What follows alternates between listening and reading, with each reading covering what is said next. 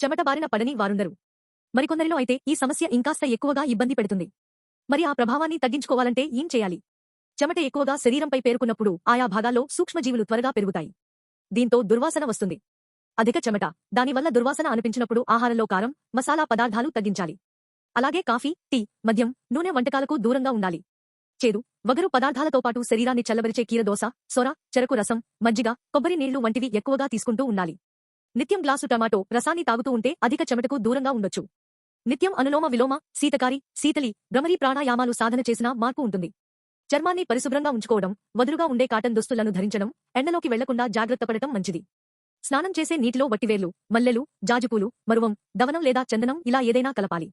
దీంతో శరీరం నుంచి మంచి వాసన వస్తుంది.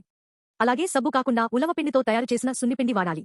చందనం, బావంచాలు, వట్టివేళ్ల చూర్ణం కలిపి ఒంటికి పట్టించుకుని స్నానం చేస్తే మంచి ఫలితాన్నిస్తుంది. చెమట సమస్య కూడా తగ్గుతుంది.